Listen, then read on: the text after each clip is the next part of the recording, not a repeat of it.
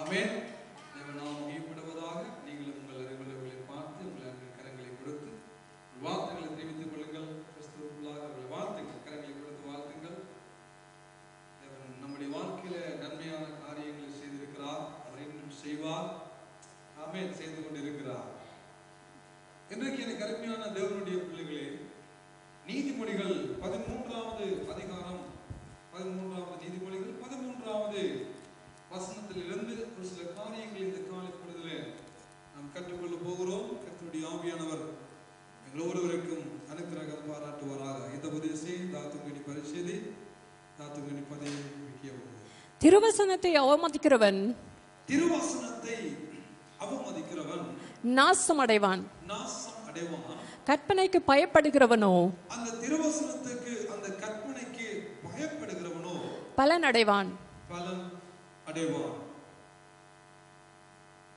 திருவசனத்துக்கு அந்த திருவசனத்தை அவமதிக்கிறவன் நாசம் அடைவான். கற்பனைக்கு பயப்படுகிறவன் பலன் அடைவான். திருவசனம் கற்பனை ரெண்டும் இது தேவனுடைய வார்த்தை. இன்னைக்கு இந்த நீதிமொழி இந்த பாட்டு அழகான ஒரு காரியத்தை நமக்கு கொண்டு வருகிறது. அது என்ன?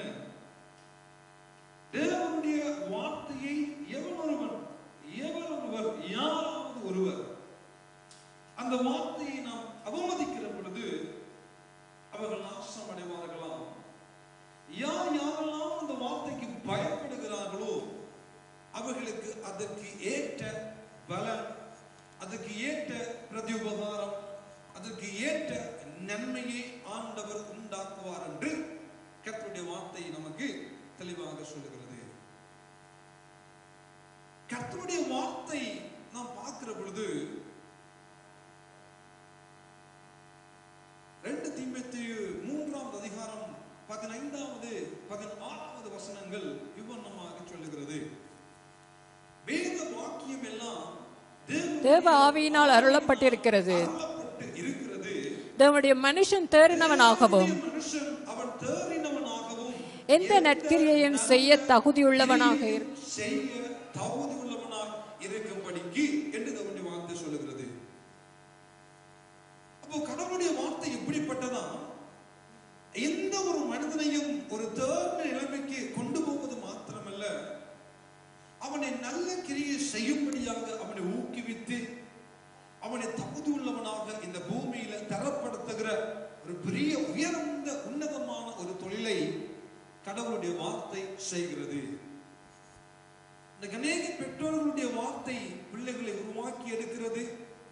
அநேக ஆலோசகர்களுடைய வார்த்தைகள் ஒரு மனிதனை முழு மனிதனாக மாற்றுவதற்கு, சமூகத்தில் நன்னடத்துடைய மனிதனாக மாற்றுவதற்கு சாதாரணமான நம்முடைய மனிதர்களுடைய வார்த்தையை பெரிய காரியங்களை செய்யுமானால், அதை பார்க்கலும் பயங்கரமான இந்த வானத்தையும் பூமியை உண்டாக்கின அந்த தேவனுடைய வார்த்தை என்ன செய்கிறதா? அது தேவனுடைய ஆவியினால் அருளப்பட்டிருக்கிறபடியினால் எந்த ஒரு மனிதன் அந்த கடவுளுடைய வார்த்தைக்கு பயப்படுகிறானோ அவனை ஒரு முதிர்ச்சியடைந்த நிலைமைக்கு, ஒரு நல்ல கிரியை செய்ய தகுதி உள்ளவனாக்கி, அவனை சம்பூர்ணப்படுத்தி அவன் ஒரு நல்ல நிலைமைக்கு கொண்டு போவதாக கடவுளுடைய வார்த்தை நமக்கு சொல்லுகிறது. இதை செய்வதற்கு சில நேரங்களில் ஒரு பிள்ளையை நல்ல பிள்ளையா சமூகத்தில் கொண்டு வருவதற்கு, ஒரு பிள்ளையை நல்ல பிரஜையா இந்த பூமியில கொண்டு வருவதற்கு, தேசத்துல வாழ வைப்பதற்கு நாம் அநேக காரியங்களை கையாளுகிறோம். அடிக்கிறோம், உபதேசிக்கிறோம், புத்தி சொல்லுகிறோம், ஆலோசனைகளை சொல்லுவது போல கடவுளுடைய வார்த்தை நமக்கு என்ன செய்கிறதா? அந்த 2 தீமோத்தேயு 3ஆம் அதிகாரம் 17ஆம் வசனத்தில் நீங்கள் வாசித்து பார்க்கிற பொழுது அவைகள் முதலாவது என்ன செய்கிறது? ஒரு மனிதனுக்கு உபதேசம் பண்ணுகிறது. அது எந்த ஒரு மனிதனாக இருந்தாலும் அந்த மனிதனுக்கு கடவுளுடைய வார்த்தை உபதேசிக்கிற பொழுதுதான் அவனை பூர்ண நிலைமைக்குள்ளே கொண்டு வர முடியும். அவனை ஒரு நல்ல கிரியை செய்ய அவனை தகுதியுள்ளவனாக மாற்றும். உபதேசிக்கிற வார்த்தை உபதேசத்தோடு நின்று விடாதான், அது கடிந்து கொண்டு அது சீர்திருத்தி அவனை நல்ல பிரஜைகளை நல்ல காரியங்களை செய்வதற்கு அவனை ஊக்குவிப்பதாக அந்த கடவுளுடைய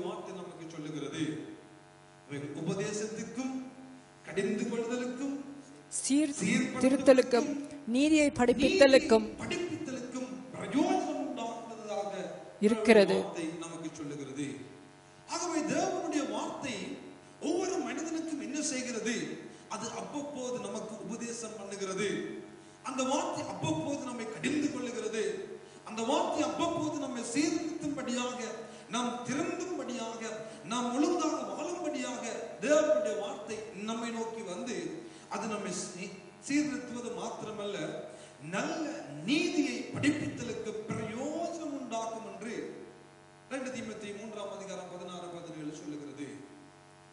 2 பேதுரு 1:21 சொல்லுகிற பொழுது, தீர்க்க தரிசனமானது அது சாதாரணமாக மனுஷ சித்தத்தினால ஒரு காலமும் சொல்லப்படவில்லை. தீர்க்க தரிசனமானது சாதாரணமான மனிதர்களை கொண்டு சொல்லப்படவில்லை. அவருடைய சுய விருப்பத்தினால் சொல்லப்படவில்லை. அது வார்த்தை சொல்லுகிறது, அது தேவனுடைய ஆவியானவர் தேவனுடைய மனுஷர்களை கொண்டு, பரிசுத்த மனிதர்களை கொண்டு, பரிசுத்த ஆவியினால ஏவப்பட்டு பேசினார்கள் என்று கடவுளுடைய வார்த்தை சொல்லுகிறது. ஆகவே தீர்க்க தரிசனமாக இருக்கட்டும், கடவுளுடைய நியாய பிரமாணமாக இருக்கட்டும், பாடல் புஸ்தகங்களாக இருக்கட்டும், புதிய ஏற்பாடுகளாக இருக்கட்டும், எவையா இருந்தாலும் அவையெல்லாம் சாதாரணமாக மனிதர்கள் தாங்கள் நினைத்தபடி எழுதவில்லை, தாங்கள் யோசித்தபடி எழுதவில்லை, தங்களுடைய விருப்பத்தின்படி காரியங்களை செய்யவில்லை. அதையெல்லாம் பரிசுத்த மனிதர்கள் பரிசுத்த ஆவியினால் ஏவப்பட்டவர்களாய், பரிசுத்த ஆவியினால் அருளப்பட்டதாக இருக்கிறபடியினால் தான் இன்றைக்கும் இந்த கர்த்தருடைய வார்த்தை விலையேறப்பட்ட ஒரு புஸ்தகமாக நம்முடைய கரங்களில் இருக்கிறது. இந்த ஜீவ ஒரு வாழ்க்கை புஸ்தகம் பிரியமானவர்களே, இது ஒரு சரித்திர புஸ்தகம் அல்ல, அல்லது யூதர்களுக்கு எழுதப்பட்ட ஒரு வரலாற்று புஸ்தகமும் அல்ல, இது ஒரு வரலாற்று ரீதியான ஏடு அல்ல. இது ஒவ்வொரு மனிதனுடைய வாழ்க்கையும் உருவாக்கி, ஒவ்வொரு மனிதனுடைய வாழ்க்கையை நல்ல நிலைமைக்கு கொண்டு வந்து, ஒவ்வொரு மனிதனையும் வாழ வைக்கிறதான ஒரு பெரிய புஸ்தகமாக இந்த காலை பொழுதுல கர்த்தர் நம்முடைய கரங்களில் இந்த பரிசுத்த வேதாகமத்தை தந்திருக்கிறார். ஆகவேதான் ஆண்டவர் சொல்லுகிறார், அவர் படைத்த எல்லாவற்றையும் பார்க்கிலும் அவர் இந்த வார்த்தையை மகிமைப்படுத்தி இருக்கிறார். 138 சங்கீதத்தில் பார்க்கிற பொழுது, சகல பிரஸ்தாபங்களை பார்க்கிலும், நாம் பார்க்கிற சூரியனை பார்க்கிலும், நாங்கள் பார்க்கிற சந்திரனை பார்க்கிலும், நாங்கள் பார்க்கிற மரம் செடி கொடிகள் எல்லாத்தையும் பார்க்கிலும் ஆண்டவர் சொல்லுகிறார், சகல பிரஸ்தாபங்களை பார்க்கிலும் அவர் தன்னுடைய வார்த்தையை மகிமைப்படுத்தி இருக்கிறார்.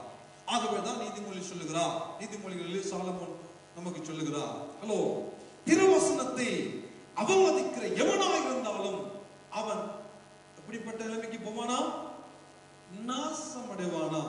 ஆனால் எவனொருவன் பயப்படுகிறானோ அவனுக்கு அதற்குரிய பலனையும் நன்மையையும் ஆண்டவர் உண்டாக்குவார் என்று தேவனுடைய வார்த்தை சொல்லுகிறது.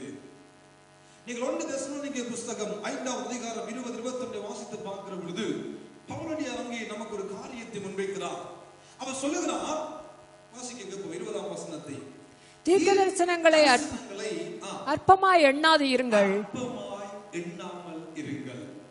எவற்றை அற்பமாய் எண்ண வேண்டாமா? தீர்க்கதரிசனத்தை.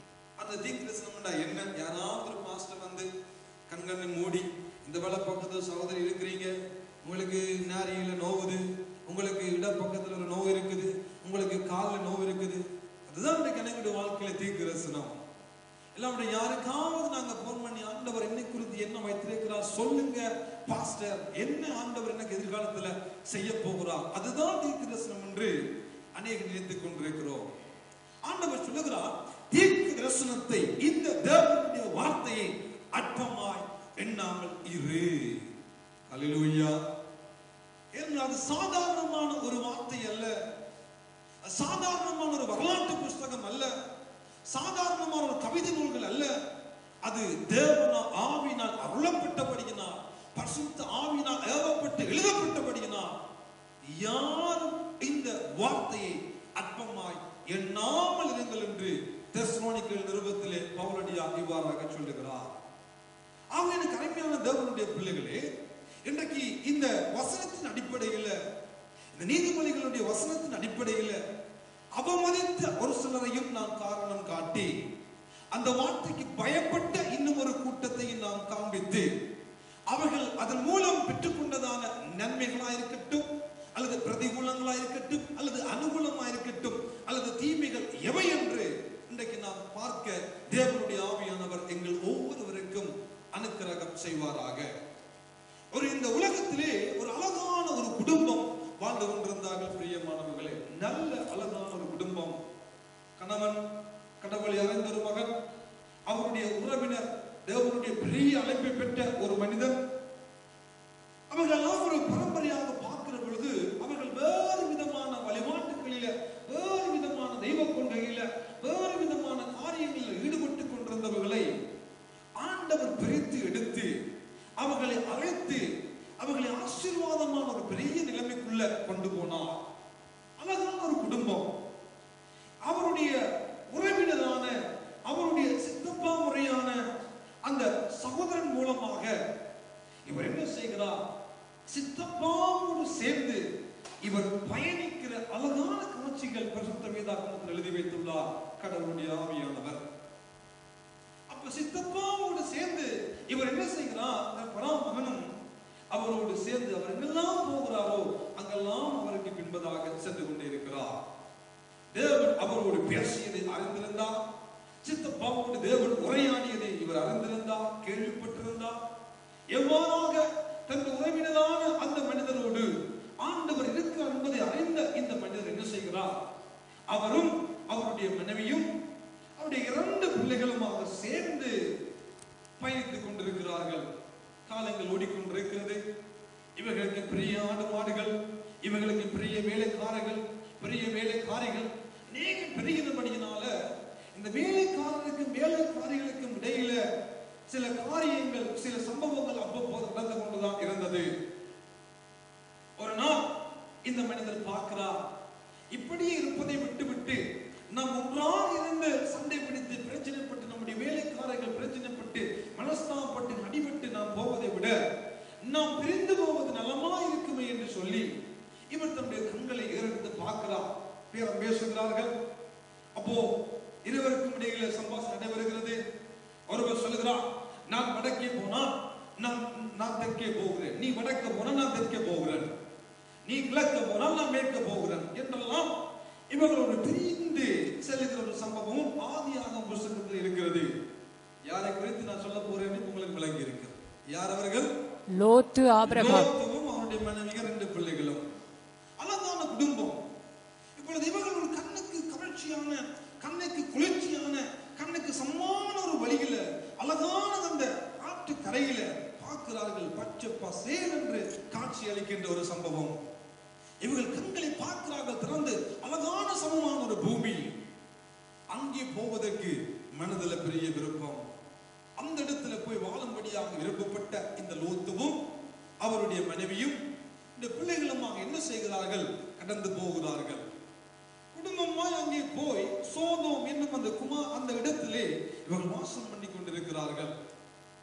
ஆனால் இந்த சோதோமியர்கள் எப்படிப்பட்டவர்கள்? அந்த சோதோம் கொமோராவில் வாழ்ந்தவர்கள் எப்படிப்பட்டவர்கள் என்றால், ஓரின சேர்க்கை உடையவர்களாய், தேவன் அருவருக்கிறதான, தேவன் வெறுக்கிறதான அநேக பாவ காரியங்களில் ஈடுபட்டவர்களாய் அந்த சோதம் நகரத்தால் வாழ்க்கை நடத்தி கொண்டிருக்கிறார்கள்.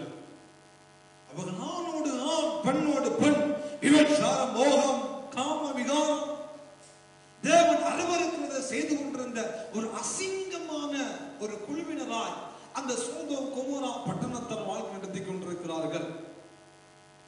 ஆண்டவர் பார்த்த பொழுது அருவருப்பு மேல் அருவருப்பு. ஆண்டவர் பார்க்கிறார், எடுக்க வழி இல்லை. சிறியோர் தொடங்கி பெரியோர் வரைக்கும் உள்ள அந்த பாவம் ஆக்கிரமித்து விட்டது. அந்த பாவ மோகம் ஆண்டு கொண்டிருக்கிறது. இருள் அவர்களை சூழ்ந்து கொண்டிருக்கிறது. எப்படியாவது தேசத்தை அழித்து விட வேண்டும் என்று வானத்தையும் பூமியையும் உண்டாக்கின கர்த்தர் தீர்மானித்து விட்டார். ஆகவே 2 தூதர்களை அந்த பட்டணத்தை அழிக்கும்படியாக அனுப்புகிற பொழுது அழகான ஒரு சம்பவம். ஆபிரகாமாகிய லோத்துவின் சித்தப்பாவாகிய அந்த ஆபிரகாமை ஆண்டவர் நினைத்தபடியினா என்ன செய்கிறார்? அந்த ஆபிரகாமை நினைத்தபடியினா ஆண்டவர் லோத்துவுக்கு ஒரு தயவு பாராட்டுகிறார். லோத்துவுக்கு ஒரு இரக்கத்தை உண்டாக்குகிறார். வேதம் சொல்றது, கர்த்தருடைய கண்களில கர்த்தர் அந்த லோத்தின் மேல இரக்கம் வைத்தார் என்று வேதம் சொல்லுகிறது. 19ஆம் அதிகாரம் ஆதியாகம புத்தகத்தை திருப்பி பாருங்கள் பிரியமானவர்களே. அப்போ ஆண்டவர் அவர்களை அழிக்கும்படியாக அவர்கள் தீர்மானிக்கப்பட்ட பொழுது ஆபிரகாம் நினைந்து கூறுகிறார். ஆபிரகாம் ஒரு நல்ல மனுஷன் அல்லவா? என் வார்த்தையை கேட்ட உடனே எங்கே போவது, எப்படி போவது, யாரோடு போவது, எப்பொழுது போவது என்றெல்லாம் அறியாமல் தேவன் சொன்னார், உன் இனத்தை விட்டு, உன் தேசத்தை விட்டு, உன் நாட்டை விட்டு, உன் வீட்டை விட்டு நான் உனக்கு காண்பிக்கும் தேசத்துக்கு போ. எங்க போறது என்று தெரியாது, எப்போ காண்பிப்பார் என்று தெரியாது, எந்த வழியால் போவது என்று தெரியாது. ஆகவே தேவன் சொன்ன சத்தத்தை கேட்ட உடனே இந்த மனிதன் புறப்பட்டு போனான். எப்படியோ புறப்பட்டு போனான். ஆண்டவர் காண்பிக்கவில்லை, புறப்பட்டு போனார். இருந்தார்கள், புறப்பட்டார்கள். ஆண்டவர் காண்பிக்கும் வரைக்கும் புறப்பட்டு கொண்டே இருக்க வேண்டும். ஆகவே அந்த மனிதனுடைய கீழ்ப்படிவை ஆண்டவர் பார்த்தபடியினால், அந்த ஆபிரகாமுடைய இனத்தானாய் இந்த லோத்து இருந்தபடியினாலும், ஆபிரகாமோடு சேர்ந்து இந்த லோத்து பயணித்துக் கொண்டே வந்தபடியினாலும் ஆண்டவர் பார்த்தார். ஆபிரகாமையும் பார்த்தார், லோத்துவையும் பார்த்தார். ஏதோ ஒரு வழியிலே உறவினர்கள் என்றபடியினாலும், ஆபிரகாம் அழைப்பை பெற்று புறப்பட்ட பொழுது இவனும் புறப்பட்டு கொண்டு வந்தபடியினாலும் ஒரு இரக்கத்தை ஆண்டவருடைய உள்ளத்திலே இவன் பெற்றுக் கொள்கிறான். லோத்துடைய உள்ளத்திலே ஆண்டவர் பெரிய இரக்கத்தை உண்டாக்குகிறார். அப்போ ஆண்டவர் தீர்மானித்து விட்டார், எப்படியாவது நான் லோத்துவையும் அவனுடைய குடும்பத்தையும் அவனுக்கு உண்டானவை எல்லாவற்றையும் நான் காப்பாற்றி விட வேண்டும். ஆண்டவருடைய தீர்மானம். ஆனால் இப்போ அநேக நாட்களாக இந்த சோதோமுக்கும் குமோராவுக்குள்ள வாழ்ந்தபடியினால் 2 பெண் பிள்ளைகள் இவர்கள் இருந்தார்கள். எப்படியாவது அங்கிருந்து யாராவது 2 பேர், 2 ஆண் பிள்ளைகள் ஆண்கள் என்ன செய்து விட்டார்கள், லோத்துவினுடைய பிள்ளைகளுக்கு எப்படியாவது செட் பண்ணி கல்யாணம் கட்டுவதற்கும் சம்பந்த பேச்சுகள் நடந்து கொண்டிருக்கிறது. கல்யாணம் கட்ட போகிறார்கள். அவர்களும் அங்கேதான் வாழ்ந்து கொண்டிருக்கிறார்கள். யார் அவர்கள்? லோத்துவினுடைய மருமக்களாக போகிறவர்கள் 2 பேர். அவர்களும் அந்த பட்டணத்துக்குள்ள வாழ்ந்து கொண்டிருக்கிறார்கள். இப்பொழுது எத்தனை பேர்? லோத்து, அவருடைய மனைவி, 2 பிள்ளைகள், 2 மருமக்கள்.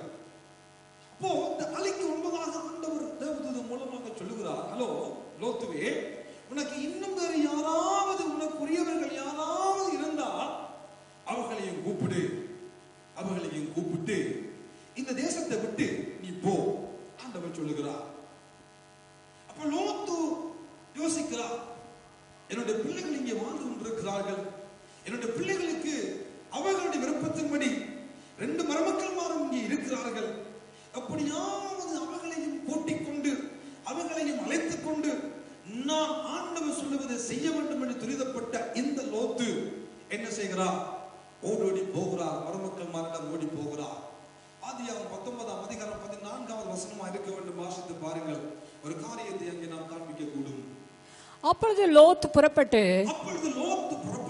தன் குமாரத்திகளை விவாகம் பண்ண போகிற, தன்னுடைய குமாரத்திகளை விவாகம் பண்ண போகிற தன் மருமகள் மாரோட பேசி, நீங்கள் எழுந்து இந்த ஸ்தலத்தை விட்டு புறப்படுங்கள், கர்த்தர் இந்த பட்டணத்தை அழிக்க போகிறார் என்றான். அவனுடைய மருமக்கள் மாரின் பார்வைக்கு அவன் பரியாசம் பண்ணுகிறதாய் கண்டது.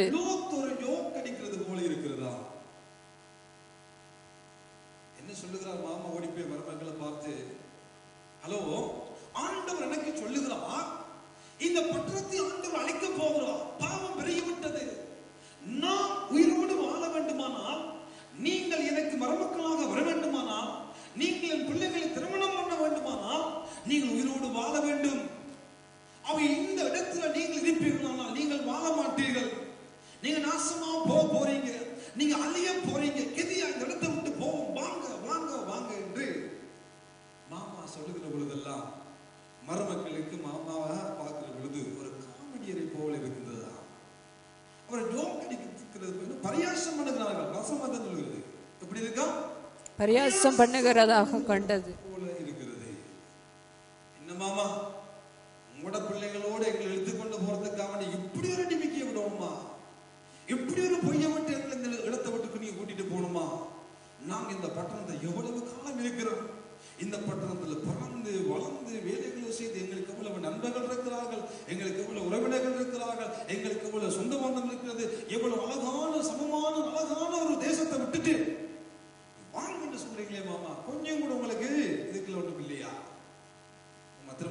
இல்ல மக்களே, வாங்க, ஆண்டவன் அழிக்க போறார். இது யாருடைய வார்த்தை?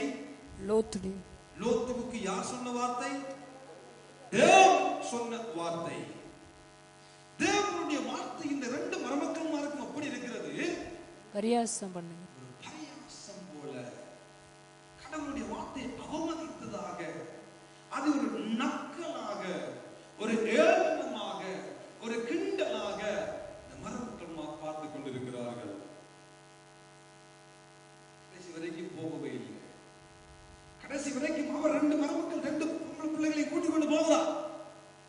அப்பன் கூட்டிட்டு போறானே தன் ரெண்டு பிள்ளைகளையும், நான் தான் போவோம் கூட உணர்வு வரவே இல்லை. மாமா கூட்டிக் கொண்டு போற, மனுஷையும் கூட்டிட்டு போற, பிள்ளைகளையும் கூட்டிட்டு போற. தேவதூதர்கள் சொல்றாங்க, லோத்துக்கு எதிராக துரிதப்படு, நாங்கள் அழிக்க போகிறோம் இந்த சோதோம் குமோராவை. ஐயா கொஞ்சம் தாமதித்துக் கொண்டிருக்கிறார். 17ஆம் வசனத்திலே லோத்துவுக்கும் அவனுடைய மனைவிக்கும் ரெண்டு பிள்ளைகளுக்கும் ஆண்டவர் ஒரு காரியத்தை வைக்கிறார், சொல்லுகிறார். அவர்களை வெளியே கொண்டு போய் விட்ட பின்பு அவர் உன் ஜீவன் தப்ப ஓடிப்போ, உன்னுடைய ஜீவன் தப்ப நீ ஓடிப்போ, பின்னிட்டு பாராதே, இந்த சமபூமியில் எங்கும் நில்லாதே, சமபூமி, இந்த சமபூமியில் தான் நீ ஓடி வந்தா இந்த பூமியில் எங்கேயும் நிற்காமல் நீ அழியாதபடிக்கு மலைக்கு ஓடிப்போ என்றார். மலைக்கு ஓடிப்போ. என்ன கட்டளை? ஆண்டவர் கொடுத்த கட்டளை என்ன? 3 காரியங்களை ஆண்டவர் சொல்லுகிறார். ஒன்று, பின்னிட்டு பாராதே, நீ ஓடிப்போ, பின்னுக்கு பாராத, இந்த சமபூமியில் இல்லாத, இந்த சமபூமியில் எங்கேயும் நிக்காத. ஓடு, பின்னுக்கு பார்க்காத, நிக்காத. சொல்லுங்க எல்லாரும், ஓடு, ஓடு, பின்னுக்கு பார்க்காத, பின்னுக்கு பார்க்காத, நிக்காத. ஓடும்படியாக அழைக்கப்பட்ட தேவனுடைய பிள்ளைகள் தங்களுடைய ஓட்டம் இன்றைக்கு அனைவருடைய வாழ்க்கையில தடைபடுவதற்கு காரணம் என்ன தெரியுமா? திரும்பி பார்க்கிறது. சில நேரத்துல பாருங்க, சின்ன பிள்ளைகள் ஸ்போர்ட்ஸ் மீட்ல ஓடுகிற பொழுது நல்லா ஓடுவார்கள். திரும்பி திரும்பி பார்த்தே நின்று அந்த பந்தயத்தை பராமல் இருந்தவர்கள் எத்தனை பேர்? இதில் இருக்கிற அநேகர் நீங்கள் ஸ்போர்ட்ஸ் மீட்ல பங்கு பெற்றிருப்பீர்கள். ஓடுகிற பொழுது கணக்கு பார்ப்போம், எங்களை விட யாராவது முன்னுக்கு ஓடுறானா, அல்லது நாங்கள் முன்னுக்கு போயிட்டு பின்னுக்கு பார்க்கல, நம்முடைய ஓட்டம் என்ன செய்கிறது? நிறைவடைகிறது. ஆண்டவர் அழகாக தான் சொல்லுகிறார், நீ ஓடு, பின்னுக்கு பார்த்தீங்கன்னா அந்த ஓட்டம் கொஞ்சம் சிலவாகும். நிக்காத, பின்னுக்கு பார்க்காத, ஓடு, முன்னுக்கு பார்த்து கொண்டு ஓடு. என்ன ஆண்டவர் சொல்லுகிறார்? ஓடு, பின்னுக்கு பார்க்காத, நிக்காத. இதை ஆண்டவர் என்ன செய்கிறார்? அந்த லோத்துவுக்கும் அவருடைய மனைவிக்கும் 2 பிள்ளைகளுக்கும் ஆண்டவர் கொடுக்கிற ஒரு கட்டளை, ஒரு கற்பனை. தேவன் சொன்னா ஓட வேண்டியதுதான், தேவன் சொன்னா நிக்க வேண்டியது. தேவன் நிக்க சொல்றாரா, நிப்போம். ஓட சொல்லுகிறாரா, ஓடுவோம். பின்னுக்கு பார்க்க சொன்னா பார்ப்போம், இல்லாட்டி நமக்கு தேவையில்லை. இப்ப இந்த கட்டளையை பெற்றவர்கள், இந்த வாக்குத்தத்தத்தை பெற்றவர்கள், இந்த வசனத்தை தேவனிடமிருந்து பெற்றவர்கள் என்ன செய்கிறார்கள்? ஓட ஆரம்பிக்கிறார்கள். லோத்துவும் ஓடுகிறார், மனைவியும் ஓடுகிறார், 2 பிள்ளைகளும் ஓடுகிறார்கள். லோத்து தன்னுடைய மருமக்களை ஏற்கனவே அறிந்திருந்தார். ஒருவேளை லோத்துவின் மனைவியும் தன்னுடைய மருமக்களை அறிந்திருந்திருப்பார். பிள்ளைகளும் யார் நாம் திருமணம் செய்ய போகிறோம் என்பதையும் ஒருவேளை அறிந்திருக்கலாம். ஆனால் தேவனுடைய கட்டளைக்கு, தேவனுடைய வார்த்தைக்கு கீழ்ப்படிந்தவர்களாய் அவையெல்லாவற்றையும் பாராமல், என்னுடைய பிள்ளைகளுடைய வாழ்க்கையை பாராமல், எங்களுடைய பிள்ளைகளுடைய வாழ்க்கைக்கு வாழ்க்கைப்பட நியமிக்கப்பட்டவர்கள், நிர்ணயிக்கப்பட்டவர்களை கூட இந்த லோத்தின் மனைவி பார்க்காமல் புறப்பட்டது ஒரு ஆச்சரியமான விஷயமா இல்லையா? இல்லைங்களா? மாமா சொல்லியிருப்பார், வந்து லோத்து சொல்லியிருப்பார் வீட்டை வந்து, பா எங்க பிள்ளைகளை கட்ட போறவங்களுக்கு நான் போய் கெஞ்சி பார்த்தேன், அவங்க வாராங்களா இல்ல, நான் சொல்ல சொல்ல சொல்ல அவங்களுக்கு நான் சொல்றது பரியாசம் போல இருக்குதப்பா என்று சொல்லியிருப்பாரா இல்லையா? பிள்ளைகளுக்கும் தெரிந்திருக்கும் யாரை நாம் திருமணம் செய்ய போகிறோம், யாரோடு நாம் வாழ போகிறோம். சரியாக லோத்து போய் சந்தித்தபடினா நான் ஒரு அளவுக்கு தெரிந்திருக்க வாய்ப்பு இருந்திருக்க கூடும். இவர்கள் கூட தங்களுடைய எதிர்காலத்தை யோசிக்காமல், தாங்கள் வாழ போகிற அந்த வாழ்க்கையை யோசிக்காமல், தாங்கள் யாரோடு வாழ போகிறோம் என்பதை அவைகளையும் யோசிக்காமல் தேவனுக்கு முக்கியத்துவம் கொடுத்தவர்களாய், தேவனுடைய வார்த்தைக்கு முக்கியத்துவம் கொடுத்தவர்களாய், ஓடுகின்ற வார்த்தையை காதில் விழுத்தினவர்களாய், திரும்பி பார்க்காத என்ற வார்த்தையை காதில் விழுத்தினவர்களாய், நிற்காத என்ற வார்த்தையை காதில் விழுத்தவர்களாய் துரிதமாக புறப்பட்டார்கள். இந்த நல்ல அழகான குடும்பம் ஆண்டவர் சொன்னபடியினார், தேவன் சத்தத்தை கேட்டபடியினார், தங்களுடைய நிலைமைகளை பார்க்காமல், தாங்கள் வாழ்ந்த வீடு, தங்களுக்கு உண்டானவைகள், தங்களுக்கு இருக்கிற ஆஸ்தி, தங்களுடைய நண்பர்கள், தங்களுடைய சிநேகிதமானவைகள், தங்களுக்கு அறிமுகமானவைகள், யாரையுமே சந்திக்காமல் துரிதமாக செயல்பட வேண்டிய ஒரு காலகட்டம். செயல்பட்டார்கள். துரிதமாக செயல்பட்ட அழகான குடும்பம். ஓடு என்று சொன்ன பொழுது ஓட்டத்தை ஆரம்பித்த அழகான குடும்பம். திரும்பி பார்க்காது என்று சொன்ன வார்த்தையை ஒரு தேவ வாக்காக எடுத்து புறப்பட்டவர்கள். நிற்காது என்ற வார்த்தையை தேவ வாக்காக எடுத்து புறப்பட்டவர்கள். என்ன நடக்கிறது?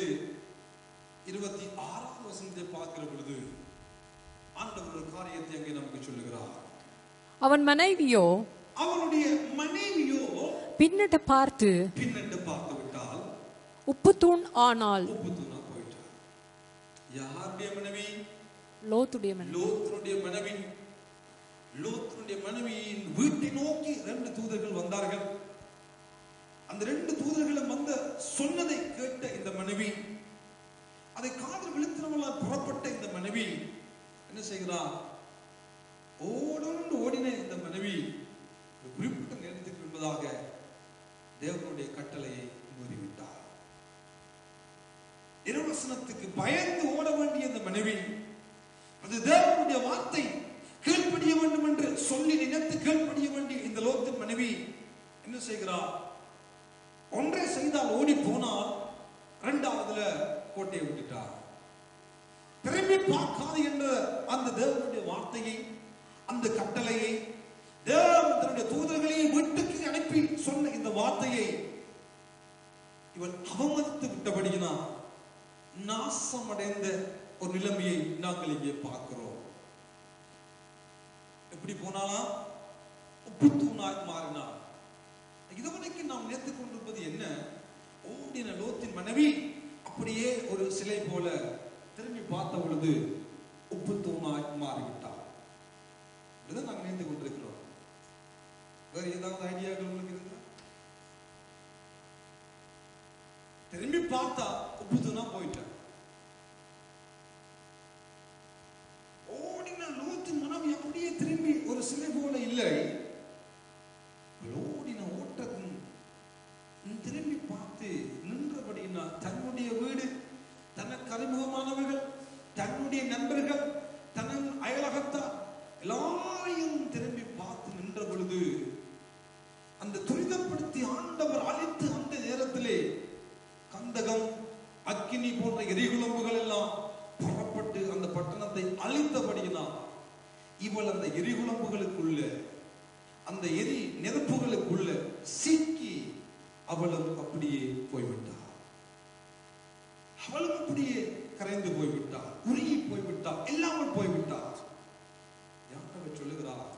அவள் உப்பு தூணாக்கினது என்றது அந்த எரி புறப்பட்ட அந்த எரிகுழம்புகளுக்குள்ள இவள் சிக்கி அந்த எரிகுழம்புகளோடு ஓடி அப்படியே கரைந்து ஒரு மலையாக இன்றைக்கும் இருக்கிறார். இடம் இன்றைக்கும் இருக்கிறது. நாம் போய் பார்க்கிற போது ஒரு பொம்பளை நிற்பதை நாம் அங்கே எங்கேயுமே காண முடியாது. ஒரு பெரிய ஒரு அழிவின் சரிவுக்குள்ள லோத்து மனைவி இருக்கிறது உண்மைதான். நாசமா போய்விட்டார். 3 கட்டளை அழகாக ஆண்டவர் கொடுத்தார். ஒன்றை செய்த இந்த லோத்தின் மனைவியால் 2வதை செய்ய முடியாமல் போய்விட்டது. இதனால் அழகான குடும்பத்தில் இருக்க வேண்டிய, அழகாக வாழ வேண்டிய இந்த லோத்தின் மனைவி ஆட்டம் முடிந்து விட்டது.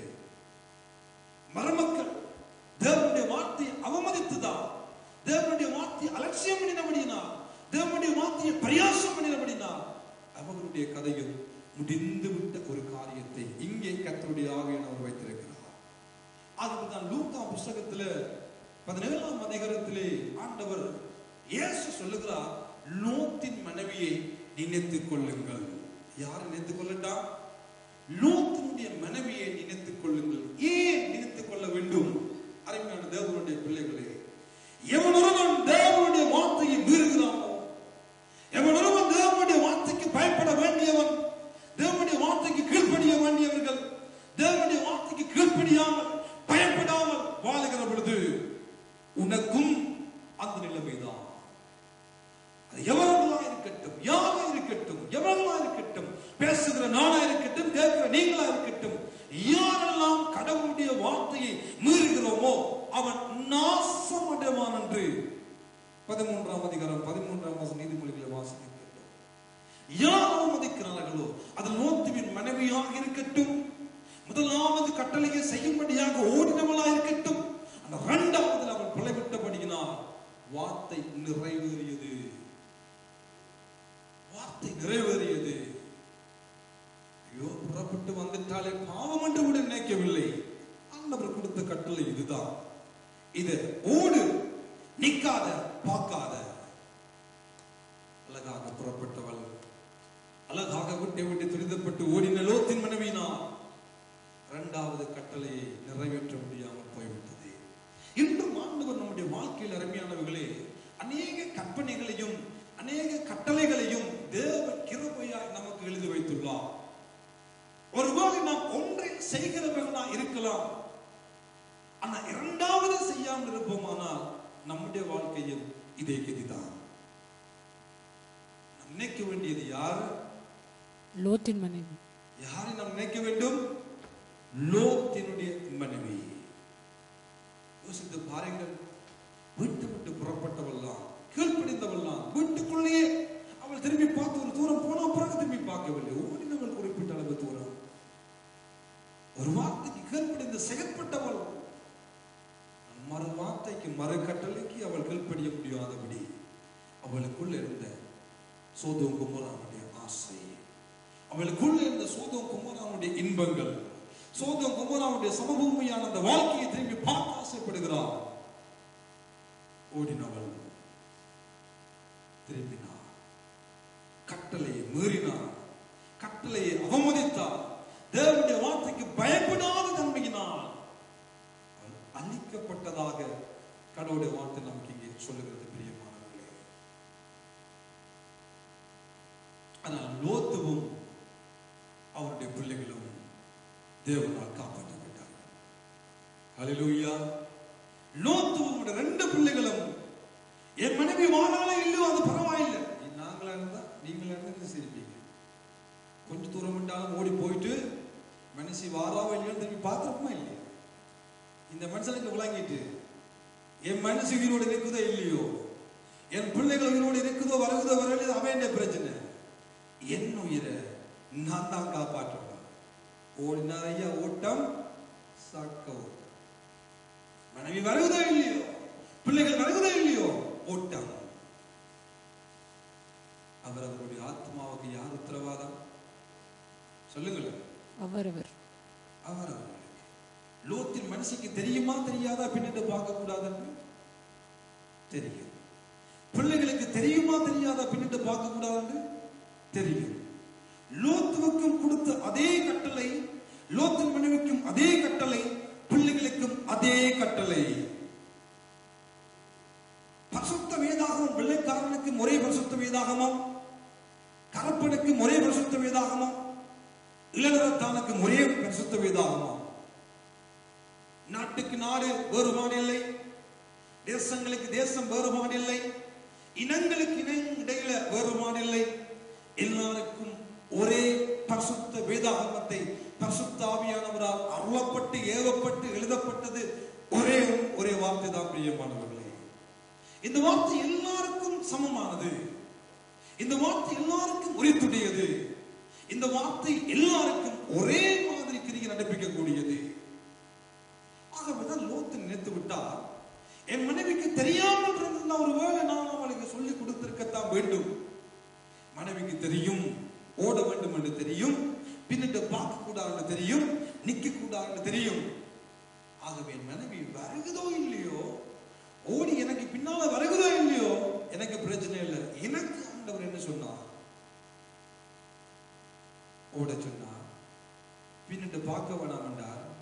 நிக்க வேணாம் என்றார். எனக்கு சொன்னதைத்தான் என் குடும்பத்துக்கும் ஆண்டவர் சொல்லியிருக்கிறார். எனக்கு சொன்னதைத்தான் என் பிள்ளைகளுக்கும் ஆண்டவர் சொல்லியிருக்கிறார். பிள்ளைகளுக்கும் சரியாக தெரியும், இதுதான் கடவுளுடைய வார்த்தை, இதுதான் கடவுளுடைய நியதி, இதுதான் கடவுளுடைய கற்பனை. தெரிந்தபடியால் லோத்து பயமில்லாமல் பிரயாணத்தை ஆரம்பித்தார். மனைவி இறந்து போயிட்ட, மனைவி காணாமல் போய்விட்ட, மனைவி நிற்கிறார் என்று கூட பிள்ளைகள் கூட திரும்பி பார்த்து தாயோடு பேசுவதற்கு அவர்களுக்கு நேரமில்லை.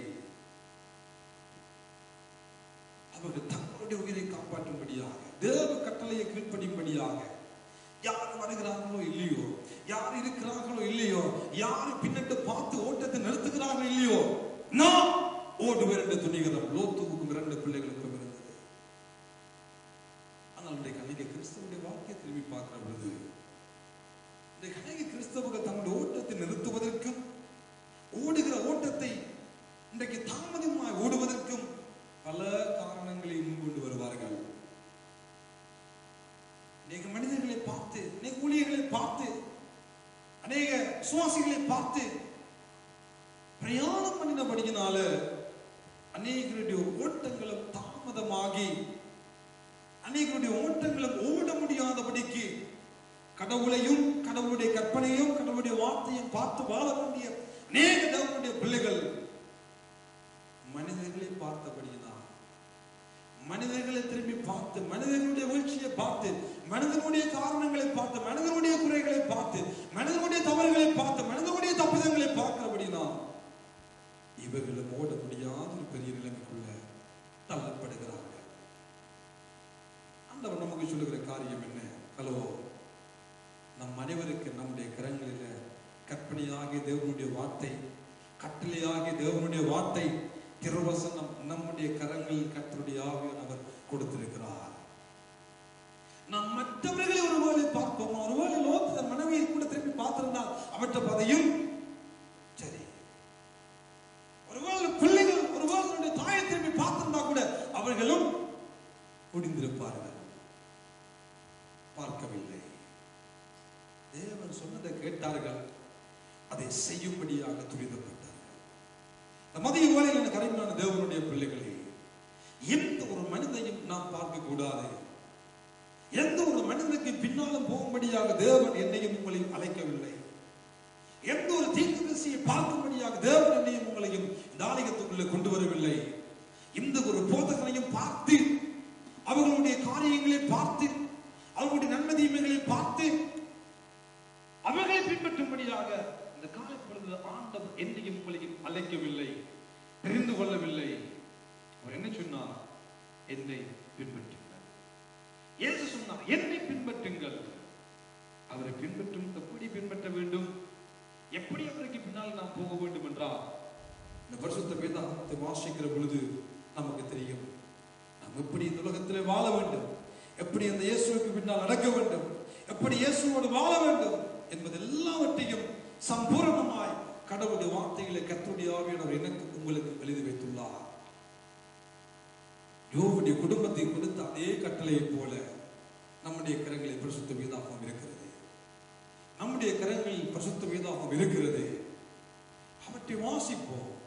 எதை ஆண்டவர் நம்முடைய வாழ்க்கையில செய்ய சொல்லுகிறார், எதை ஆண்டவர் நம்முடைய வாழ்க்கையில செய்ய வேண்டாம் என்று சொல்லுகிறார், வாசிப்போம், வாசிப்போம், தியானிப்போம், படிப்போம், கற்றுக்கொள்ளுவோம். அப்பொழுது நமக்கு தெரியும் எதை நாங்கள் செய்ய வேண்டும், எதை நாங்கள் செய்யக்கூடாது. தேவன் செய்ய வேண்டாம் என்று சொல்லுகிறாரா? செய்ய வேண்டாம். தேவன் செய் என்று சொல்லுகிறாரா? செய்ய என்னையும் உங்களையும் நாங்கள் ஒவ்வொருவரும் பழகிக் கொள்வோம். பிரியமானவர்களே, இதை தாண்டி மொழி சொல்லுகிறார், திருவசனத்தை அவமதிக்கிற எவனாக இருக்கட்டும், அது லோத்துவின் மனைவியாக இருக்கட்டும், அது லோத்துவின் மருமக்களாக இருக்கட்டும், கடவுளுடைய வார்த்தையை எவர்கள் அவமதித்தாலும் அவருடைய முடிவை ஆண்டவராக இயேசு சொல்லுகிறார், லோத்துவின் மனைவியை நினைத்துக் கொள்ளுங்கள். இதுதான் நம்முடைய வாழ்க்கையில் நடக்கும். நாம் எந்த பெரிய பக்தி வாங்கலாய், எந்த பெரிய பிரசுத்தம் வாங்கலாய், எந்த பெரிய பெரிய விசுவாசிகளாய், எந்த பல வருட கிறிஸ்தவர்களால் இந்த ஆலயத்துக்குள் இருந்தாலும் நம் அனைவரையும் பார்த்து சொல்லுகிற காரியம், நான் நீங்களும் ஒரு வேளை தேவனுடைய வார்த்தை அவமதிப்போமானால் நம்முடைய நிலைமை லோத்துவின் மனைவியினுடைய நிலைமைதான். லோத்துவுடைய பிள்ளைகளும் காப்பாற்றப்பட்டார்கள். அவர்கள் அந்த 3 காரியத்தை செய்தார்கள். என்ன செய்தார்கள்? ஓடினார்கள், பின்னிட்டு பார்க்கவில்லை, நீக்கவும் இல்லை. தேவன் சத்தத்தை கேட்டவர்களாய் செயற்பட்டபடியினால் அந்த பெரிய அழிவிலிருந்து சோதோம் கொமோரா பட்டணத்தை ஆண்டவர் அழித்தார். அந்த பெரிய அழிவிலிருந்து ஆண்டவர் இந்த லோத்துவையும் இந்த 2 பிள்ளைகளையும் காப்பாற்றி அவர்களை வாழ வைத்தார். அவர்கள் பயப்பட்டார்கள், தேவனுடைய வார்த்தைக்கு கீழ்ப்படுத்தினார்கள், தேவனுடைய வார்த்தையை நம்பினார்கள், செயற்பட்டார்கள். தேவன் அவர்களுடைய வாழ்க்கையில் நன்மையை செய்தார்.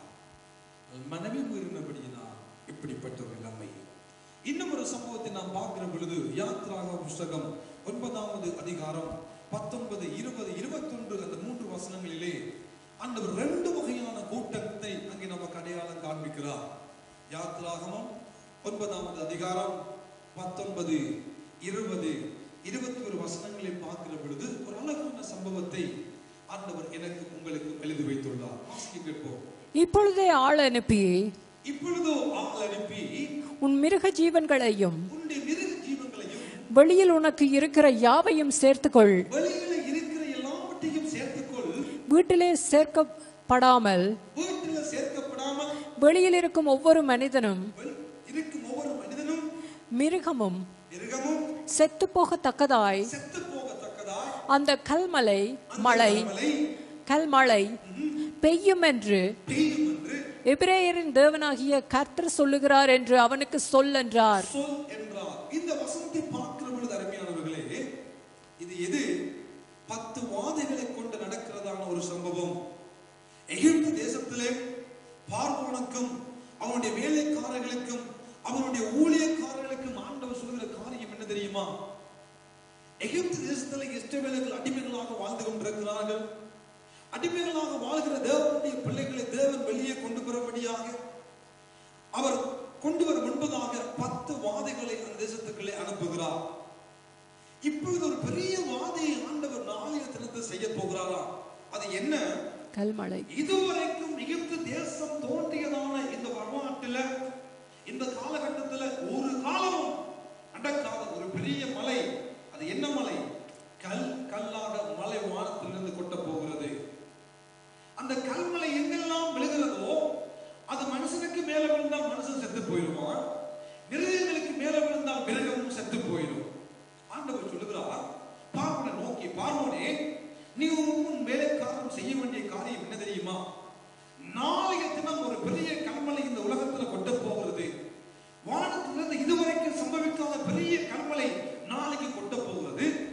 உன்னுடைய வேலைக்காரர்களோ உன்னுடைய மிருக ஜீவங்களோ உனக்கு சொந்தமான உரித்துடைய மனிதகுல வழிகளை இருந்தா அவர்களை கப்பண்டு வீட்டுக்குள்ள கூட்டி கொண்டு வா.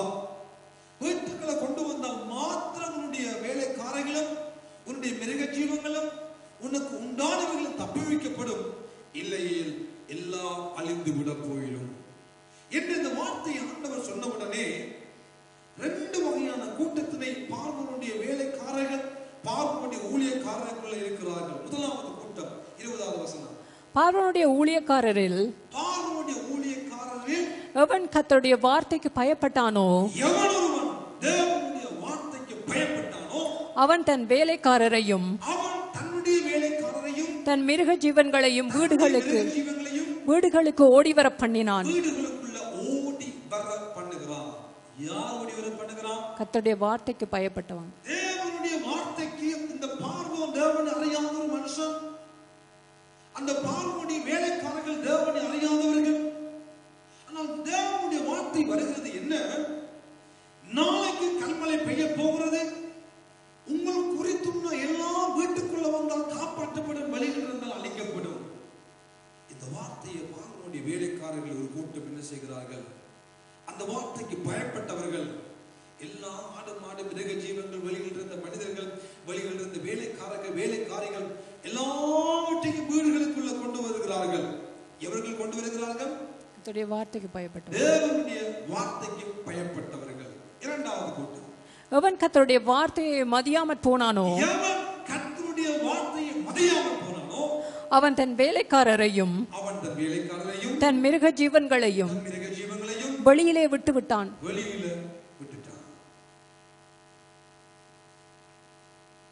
அடுத்த நாள் மழை பெய்ஞ்சது. யார் யாரெல்லாம் தேவனுடைய வார்த்தைக்கு பயப்பட்டு தேவன் நாளைக்கு அனுப்ப போகிற கல்மலைக்கு முன்பதாக, கல்மலை வர முன்பதாக இந்த வார்த்தையை நம்பி, இந்த வார்த்தையை விசுவாசித்து, இந்த வார்த்தைக்கு கீழ்ப்படிந்து யார் செயல்பட்டார்களோ ஆண்டவர் அவர்களை காப்பாற்றினார். யார் யார் பயந்து இந்த வார்த்தைக்கு கீழ்ப்படிந்தானோ அவர்களும் அவர்களுடைய மிருக ஜீவன்களும் அவர்களுடைய மனிதர்களும் அந்த தேவனால் காப்பாற்றப்பட்டார்கள்.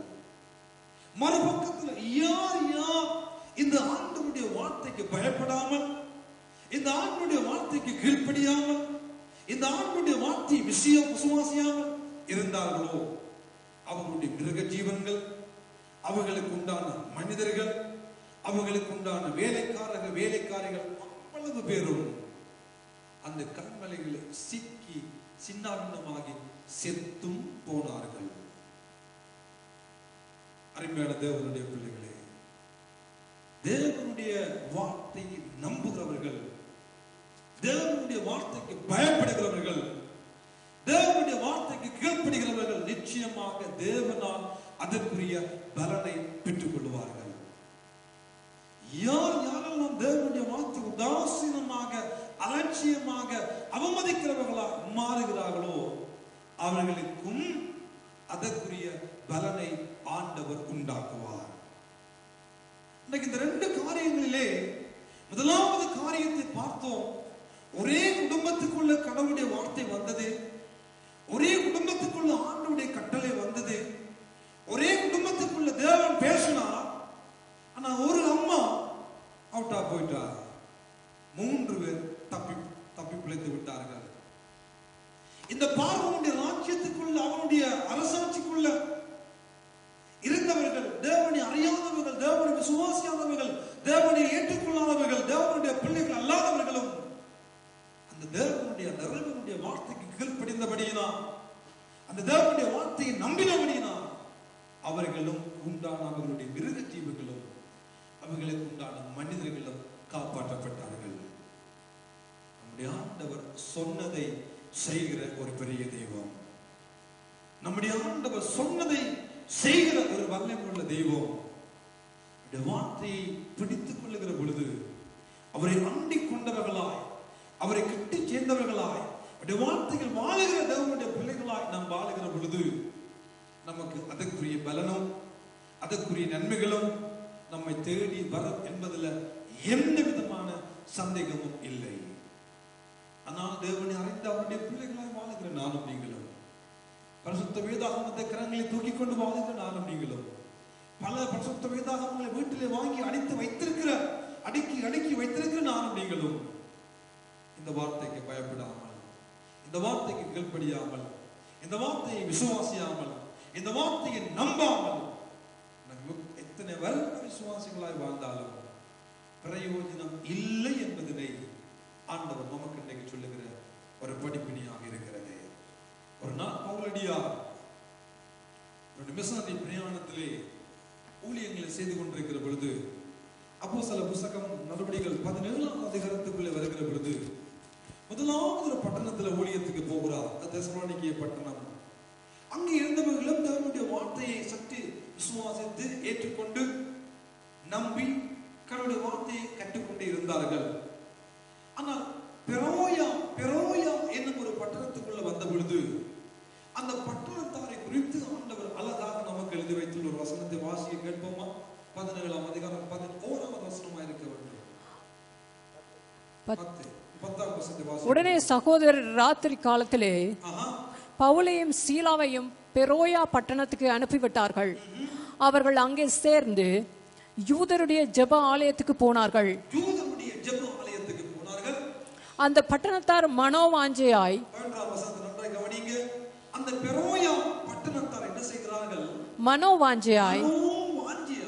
வசனத்தை ஏற்றுக்கொண்டு காரியங்கள் இப்படி இருக்கிறதா என்று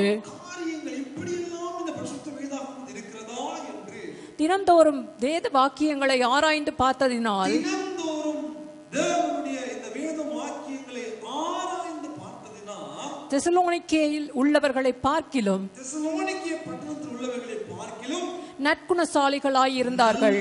குணசாலிகளாய் இருந்தார்கள். ஹல்லேலூயா. குணம் இதில் வெளிப்படுகிறது. தினந்தோறும் தேவனுடைய ஆலயத்துக்குள்ள ஓடி வந்து விடுவார்கள். என்னத்துக்கு?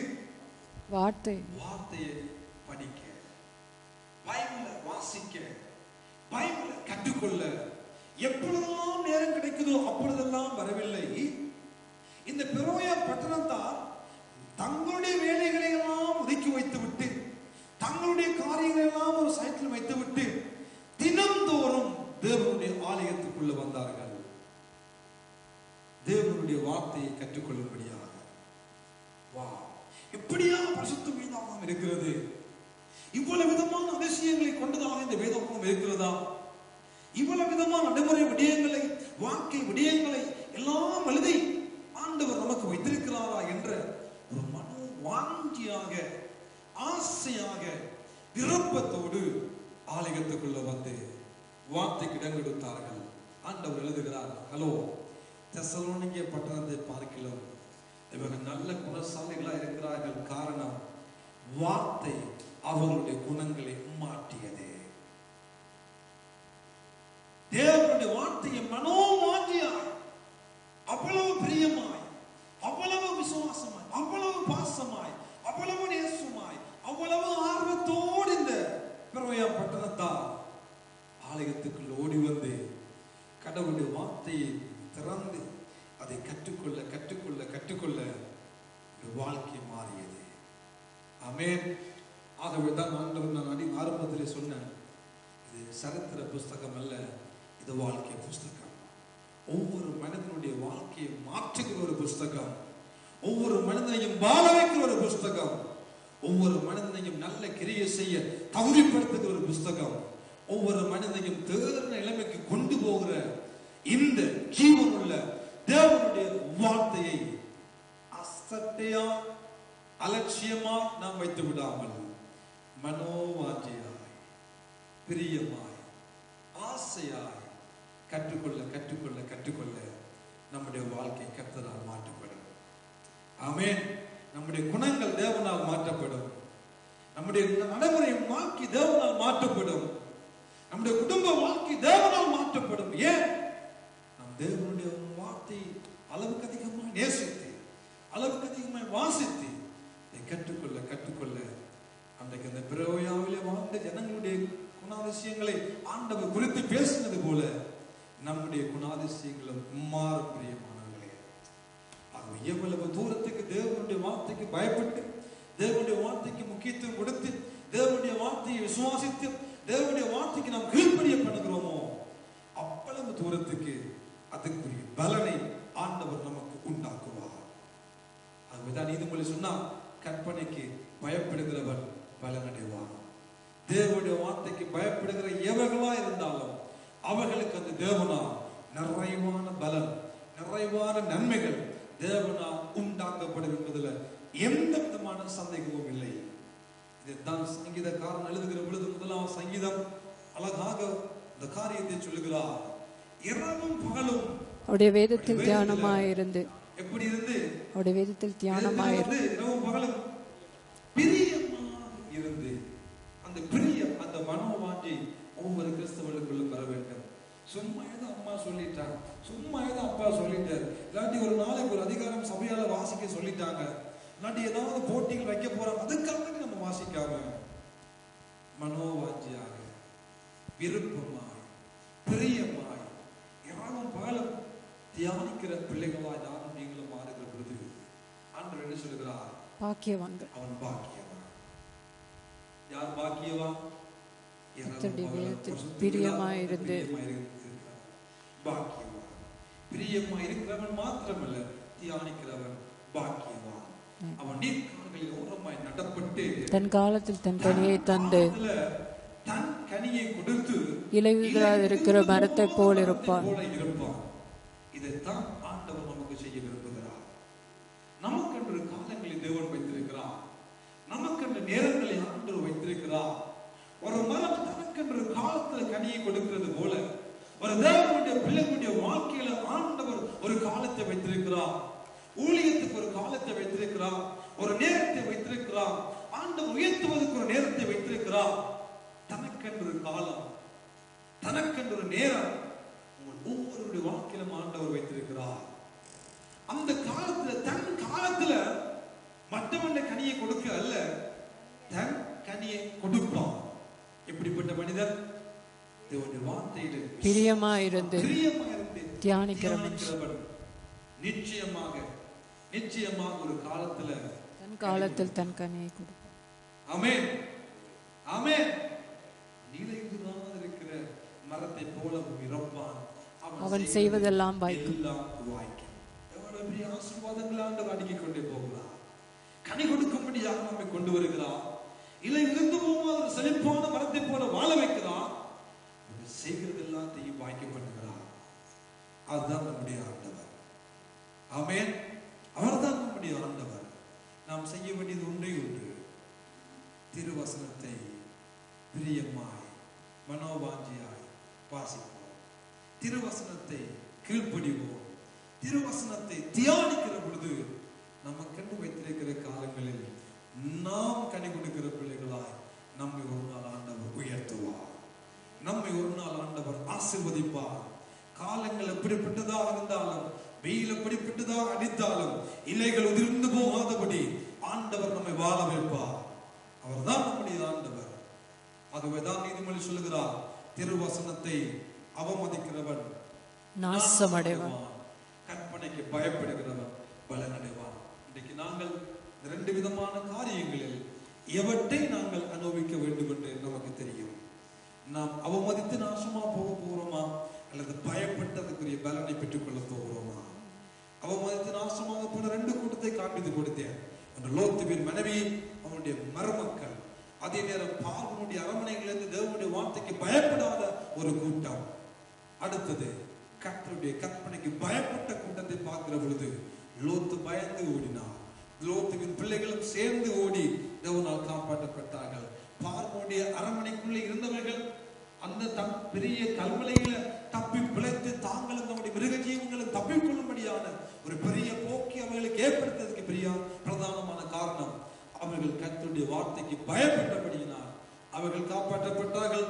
மிருக ஜீவங்கள் காப்பாற்றப்பட்டது, வேலைக்காரிகள் காப்பாற்றப்பட்டார்கள். அதே போல இன்றைக்கு இந்த சபையில் இருக்கிற தேவனுடைய பிள்ளைகளே, நம்ம ஆண்டவர் சொல்லுகிற காரியம், தேவனுடைய வார்த்தை அவமதிக்காமல் தேவனுடைய வார்த்தைக்கு பயப்படுகிறவர்களுக்கு திட்டமான நம்பிக்கை உண்டு. தேவனுடைய வார்த்தைக்கு பயப்படுகிறவன் கர்த்தருக்கு பயப்படுதல் ஞானத்தினுடைய ஆரம்பம். தேவனுடைய வார்த்தையில் பிரியமா இருந்து இரவும் பகலும் பிரியமாக இருந்து இரவும் பகலும் அதை தியானிக்கிற மனுஷன் அவன் பாக்கியவான். அந்த பெரிய ஆசீர்வாதங்களுக்கு சொந்தக்காரர்களாய் ஆண்டவர் என்னையும் உங்களையும் மாற்றுவாராக. வார்த்தை கேட்ட உங்கள் ஒவ்வொருவரையும் ஆண்டவர் நிறைவாக ஆசீர்வதிப்பாராக. தேவனுடைய வார்த்தையில் பிரியமாயிருப்போம்.